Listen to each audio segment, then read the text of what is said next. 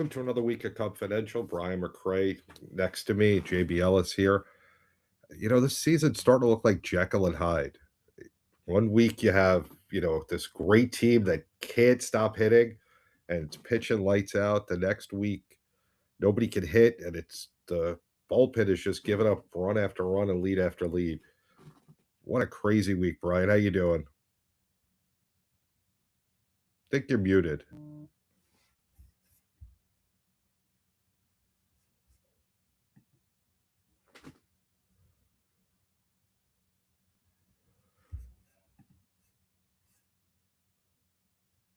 Can't hear you, Brian.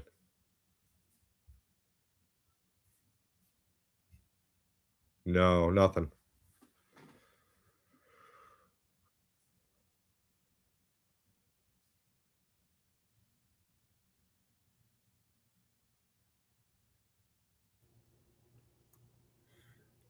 Hey, Brian, try leaving the studio and coming right back in.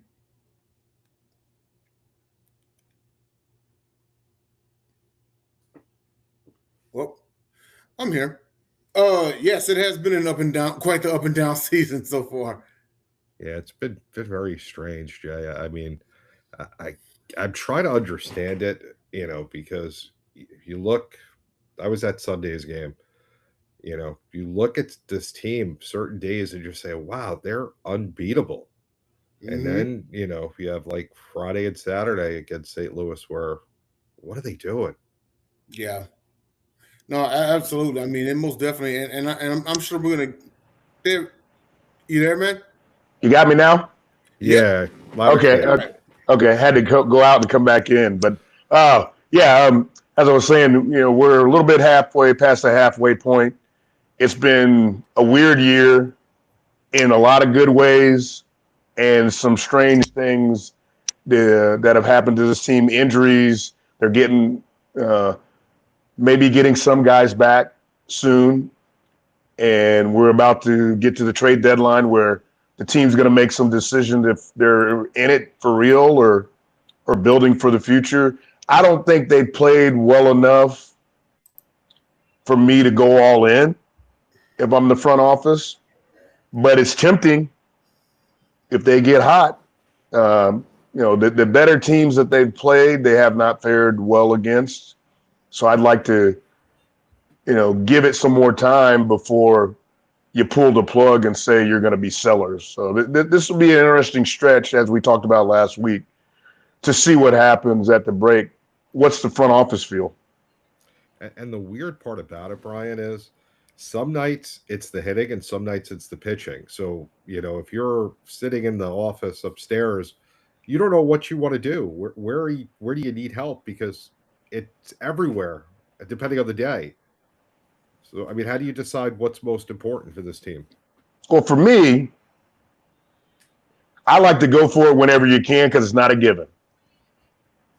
And if you can add some parts without taking away the future in trades and go for it now, go ahead and go for it now. They played well enough in spurts that it may be something where they say, they catch fire late in the year. We add a pitcher or two starter and add a bullpen guy. Short series, you never know what would happen. I'm not one now with the way the playoff system is and everything. I'm not one to say, let's just blow it up and start over. They're right around 10 games over 500. If they can stay right there in that range through this month, you owe it to the players, you owe it to the fans, you owe it to the city to, whenever you have a run, to try to make it.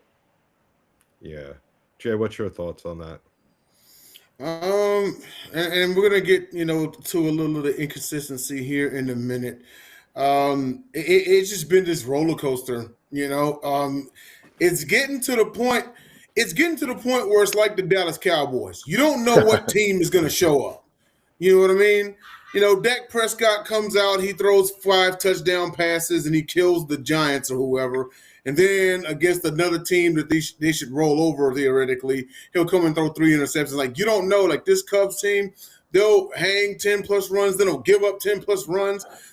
So I would say, and I know Brian's going to get to his soapbox here in a little bit, but it has to be a little bit more consistency. If you are going to be a team that are going to catch the Brewers, you're going to be a team that's going to be in playoff contention. You can't have these extreme. There's been no middle ground at all. There's been these extreme highs and then these extreme lows. Hey, we win like 13 straight. Hey, we drop like 10 straight. Hey, we give up. We put up 12, 13 runs. Hey, we give up 12, 13 runs. At some point, it's like you got to find a middle ground, or just be consistent. Better yet, just be consistent. Yeah, no, I definitely agree. So let's start with the St. Louis series. So the Cubs lost Friday and Saturday. I got to be at Wrigley on Sunday. The 4-run sixth helped the Cubs avoid a sweep 6-4. Watching,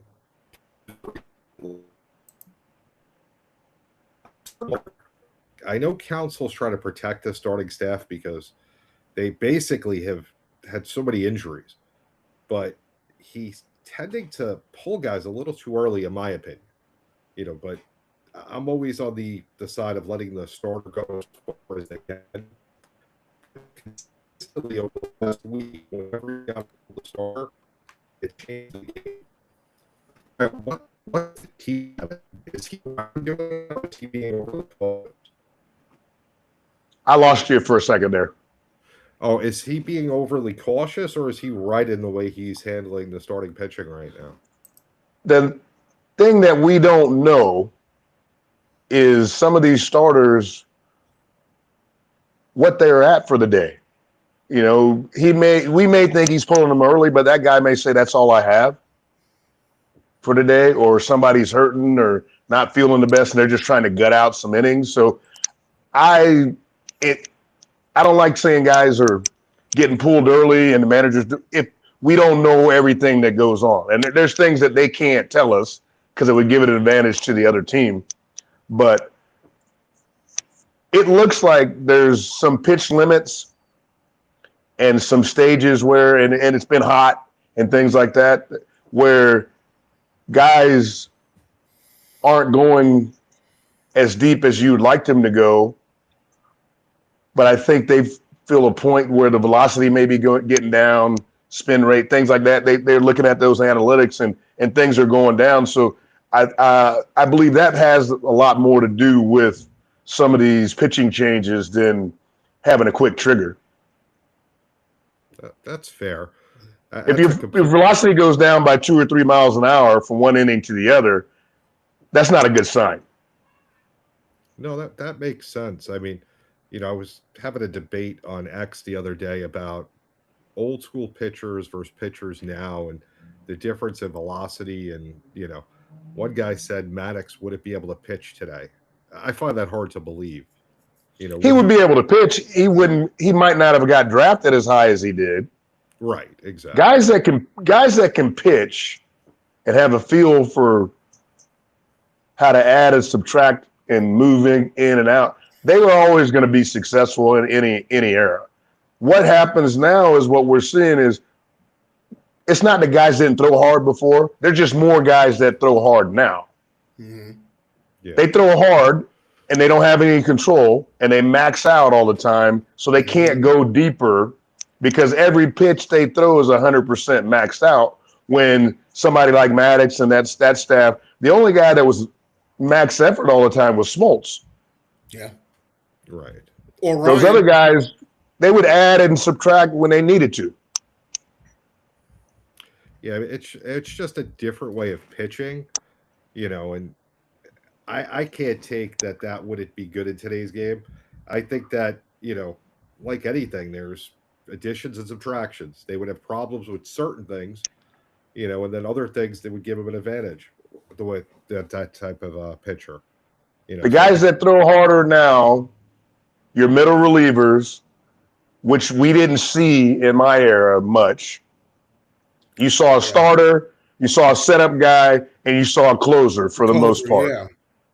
Now we're seeing games where there's 4 innings of a middle guy that's throwing as hard or harder than the starting pitcher. Sometimes the middle guy has better stuff. You don't want the starter to get out of the game. The middle guy's got the better stuff right now. So I think that's the change in the game is there's 4 innings of a game that are pitched by somebody that would not be pitching 20 or 30 years ago. Yeah. And that guy throws 100. Wow.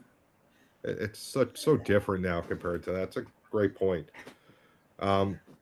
So, what did you see in the St. Louis series dropping 2 out of 3 to the Cardinals? Because we've been saying that the Cardinals are going to eventually disappear, but yet they've done pretty well. They're still They're hanging in there. Yeah. I thought this was a statement type series for the Cubs to kind of push the Cardinals to the wayside and say, you guys aren't ready yet. And the Cardinals came up and were able to play well and take 2 out of 3. And now they're feeling like, Milwaukee beat up on them yesterday in a doubleheader. I don't know if they split that or did they lost both those games. Yeah, Milwaukee took both. Milwaukee took both. Yeah. But I thought it was a good series for the Cubs to distance themselves from the Cardinals, and they weren't able to do that. Yeah, I thought, definitely thought they should have at least taken 2 out of 3. At least they came back Sunday and took the final game, so they avoided a sweep. Jay, what did you see in the series? Like Brian said, this was the chance to kind of widen the gap between them and St. Louis, and it just didn't happen. You look at the 6-4 game, the game that you attended. I mean, hey, you got to see PCA put in work in person. We'll get to him in just a little bit. I wanted to actually point something out to the last point. I don't remember seeing as many varieties of relief pitchers back then as I do now. Like you said, back then there was the starter, there was the setup man and the closer. Now you've got long relievers, middle relievers, left-hand specialists, right-hand specialists, and as far as and you know what, to a certain extent, you kind of understand now why managers, it's led to some ill decisions, but you kind of understand now why managers are just kind of penny pinching, watching the young guy on the mound because they are throwing harder. These kids are coming out of college now throwing 100. There's even been some pitchers in college who will get Tommy John surgery with nothing wrong with it, just so that once it heals up, they can throw faster. High school, that's happening. Yeah, even in high school, Now the downside is it could lead to a complete blowout. Complete blown arms are just a tragedy, and you don't want to see that happen to these kids when they turn 28, 29 years old, when they're still supposed to be highly effective. But so I do get where they're coming from, because also on the other side of things, you got the Marlins game from last week where the guy had a perfect game through like 7 innings, and then he was only on 92 pitches. They yank him, and the A's come back and almost win the ball game. So, I think ultimately it's about knowing your guys. As far as the series go, they avoided a sweep. It was what it was. The Cubs were still 11 games now above 500. We've seen a better Cubs team in the last 2 weeks than we had in the previous 4. So I can't complain too tough about the series loss. You lost to a team that's a little better than we thought, but the Cubs will see them again. Brian, did you ever have a fog delay while you were in Chicago? No, that was a first for me. People were talking about it being fireworks, and I said no. It's like I really believe with the change in temperature from one day to the next and being that close to the water, we had fog a lot of times in day games early, like in the morning, and it would it would blow off and by game time, but I've never seen it like that thick at night. That's more of what happens like at 10 o'clock, 11 o'clock in the morning when we're taking batting practice, and it's gone by game time. But I was surprised that they played as long as they did without having a stoppage, because it was tough to see on TV, let alone if you're there at the ballpark. Yeah, I remember when the Cubs were up, I believe it was the 7th. might have been the 6th, and I'm saying that they got to do something here because the Cardinals can't see anything. Just hit the ball in the air to the outfield and hope, and they weren't able to do much, and then they didn't come out of the dugout, which was smart because I think they would have had trouble trying to see anything at that point. It was on TV horrible to see, Yeah. Yeah, that so was just one of those weird phenomenons. You get some weird things that happen in Chicago. Being on the lake, windy, temperature changes and all that. This just adds to the lore of playing at Wrigley. This doesn't happen at any other place. no, definitely by far one of the best parks in all of baseball. Let's get to last night's game. So the the Cubs are down in Baltimore, another beautiful stadium, Camden Yards. They win 5-2. Boyd pitches 6 shutout innings. Cubs win 2 in a row. They're, starting to play better baseball. They may have lost 2 to St. Louis, but in the last little stretch, they're playing baseball again where they can win games. What did you see anything last night that was good besides Boyd? I just thought that was a well played, clean ball game and timely hitting. They did things that good teams do. Baltimore is struggling a little bit, and they didn't let Baltimore get back in the game, and they closed it out. So I thought that that was one of the cleanest games that they'd played in a while. Yeah, that I definitely have to agree with you. I mean, weird last night too. Talking about clean games. Did you happen to see two of the teams you used to play for? What happened with the Royals? 3 errors in one play. 3 errors in one play. Royals were down by 7. What else was? Taylor, the utility guy, set a record, I think, in that game because he had another 5-hit or 4-hit game, 12 hits in a row. All kind of. The Mets are a mess. The Royals aren't much better, and I think that one play kind of it told you what the season is going like for both ball clubs. And then for one team to come off the mat after the Royals, after making 3 errors on one player, throw the ball all around, little league home run, all that crazy stuff, down by 7 and to come back and win by 5, I think they did. That game will set baseball back 20 years if you were to watch that. Yeah, I mean, I saw an X. I was sitting there watching the Cubs game, and I was looking at X, and I saw the 3 errors, and I'm like, oh, the Mets are going to win a game. Then I looked at the scores, and I'm like, what the heck? It's 12 or 14-9 or something. Yeah. I was in shock, But that's the way the Mets are right now, and unfortunately, the Royals are pretty much the same.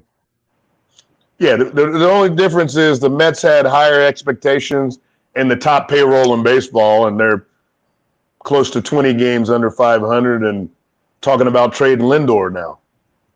Yeah, I mean, speaking of trades, does Kansas City ever consider getting rid of Bobby Witt Jr. or no? At this time, no.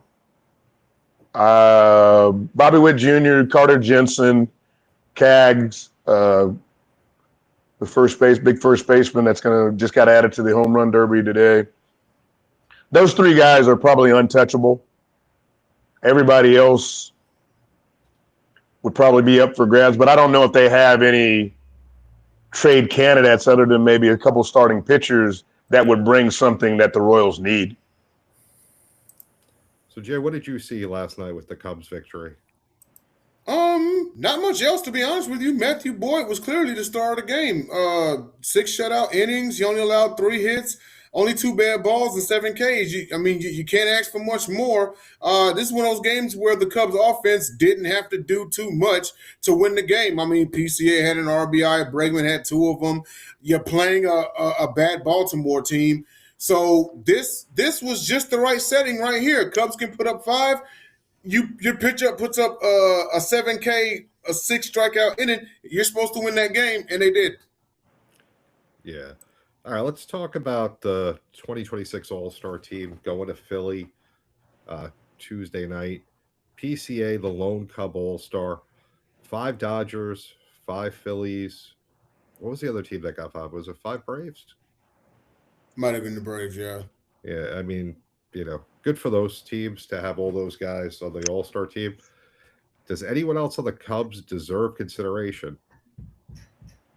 Brian, I'll start No, with you. I don't think so. The guys that we talked about early, Cabrera got hurt and has somewhat struggled since he's come back.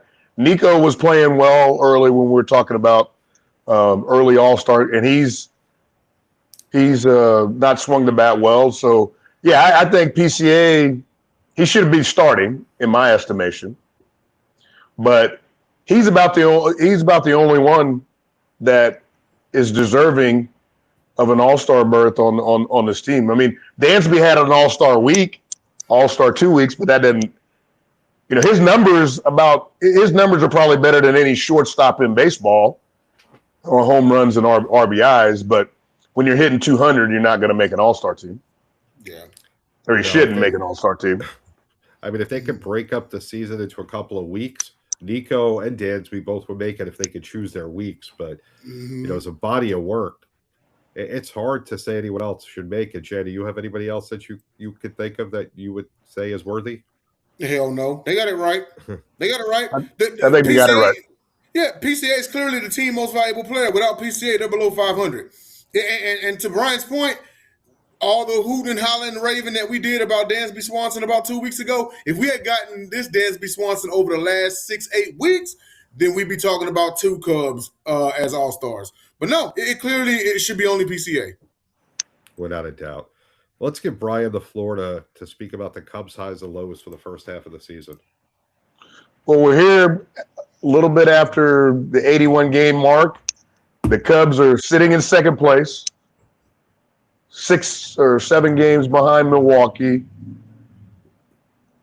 They had a great streak at home, which hadn't happened in almost 100 years or so, and it looked like this was a team that's going to contend for a division title and be able to make a deep run into the playoffs. Or that's what we're hoping. The injuries, the inconsistency, and some guys needing to step up that haven't stepped up yet in Bush and Bregman has caused this team to be where they are. I don't think if we would have said at the All-Star break they're 10 over, we would have taken that. But the way that they've gotten here to this point is what concerns me. And I think, as we talked about earlier, the consistency of this ball club, you can't win a championship being as streaky, good and bad, as this ball club is. Who is this team? Who are the 2026 Cubs? Are they going to be this streaky team that goes bad and good, good and bad? Or are they going to be consistent going in to the second half of the year and make us believe that they can make a deep run in the playoffs? Right now, I don't see them as a deep run in the playoff type team, even though their record says that they may be a little bit better. But I don't know. I don't see it, and I'm still looking for more out of this ball club before I'm convinced that they should go and be buyers and make a run for it, or kind of settle down and build for the future. No, definitely. You know, it's like I started the show. It's been a Jekyll and Hyde year. It's hard to win a championship playing great one week and hard to watch the next. Let's talk about the All-Star game, though. We're going to talk about the 1990 All-Star game at Wrigley, the only shutout in the MLB All-Star game history where the NL wins 2-0. The NL helped to 2 hits. The AL wins 2-0. So, Jay, you're the one that put together this piece. Tell me what you know about the 1990 All-Star game. Well, other than the fact that it was, first of all, just want to do a quick celebration at the fact that our guy, Brian McCray, has a Wikipedia page. Yeah, but now, Brian, this was your rookie season, if I'm not mistaken, correct? I got called up in August, so like a month from now, I think August 7th actually was when I got called up in 1990. Oh, okay, gotcha. Let's see here. Well, I mean, they held the National League to 2 hits. Ernie Banks actually threw out the ceremonial first pitch. Tony La Russa, the American League manager, and Roger Craig, not football Roger Craig, the other one. Ironically, for San Francisco, for the Giants was the only were the managers. Let's see, Julio Franco for the Texas Rangers, actually one most valuable player. More of a defensive game, to be honest with you. 2-0. You only hold them to 3 hits. But I wonder how come there hasn't been more All-Star games at Wrigley Field. They just kind of got forgotten about. Hadn't been one there in 36 years. That's crazy. The rotation that they do, and that was the era when they were starting to build new stadiums. And the new stadiums were getting all the All-Star games. The ones going out, like Yankee Stadium, and some of those ones, and then the new stadiums were getting the All-Star game. When did the White Sox, when did they host their last All-Star game? Great question. Have they had one since they moved across the street? Let's see. Good question. That's a good question. But yeah, I think number one, you have to bid on it, and the Cubs didn't have lights for a long time. That is true. And they just got lights in '89, right? '88 or '89. Yeah. 88, so they had to get lights to get the All-Star game. And then once they got it, a lot of these cities were about to build new stadiums, and I think they jumped ahead of the Cubs for a while. Mm-hmm. But hopefully there's baseball next year, and we'll see the Midsummer Classic back in Wrigley in 2027. To answer your question, the last time the White Sox hosted the All-Star game was 2003 at the old U.S. Cellular Field, now the new Guaranteed Rate Field. The American League won 7-6. Garrett Anderson got MVP. That was the last time. So I guess that was the last time the All-Star game was in Chicago. Yeah. And that was the third or fourth year of that ballpark. Yeah, because that was recently built. I think they missed the mark with that Guaranteed Rate Field. Not a very exciting ballpark. I mean, I know you're in a city that competes with Wrigley, but just, with all the new ballparks having so much, I don't know what the word you want to use, but identifying factors like Camden. That doesn't have a lot of character. No, it really doesn't. Comiskey had character. Yeah. The new ballpark just is kind of blah. And it's a shame, I mean, you have probably the greatest ballpark, arguably the top two, if you want to say, if you're a Fenway guy, but you have the top two ballparks in America here, and then you go and build a stadium that has no character. It's a shame. But that's a lot of the White Sox history since they moved across the street. It's been a shame. They should be in a lot better position than they are. Yeah, I think a lot of that. They should have won more championships than they have. That 05 should not have been their only championship since they moved across the street with Frank Thomas, Robin Ventura, Mags Ordon, the teams they've run out there. Yeah, they should have won a lot more. Without a doubt. All right, Cub or dud. The Cubs will sweep the Reds and take 2 out of 3 from the Twins. Brian? I think they will sweep the Reds. The Reds are reeling. Seems like the guys are packing it in, getting ready for the All-Star break, getting a little vacation in. They will sweep the Reds. Twins, I think they'll lose the Twins series. Jay?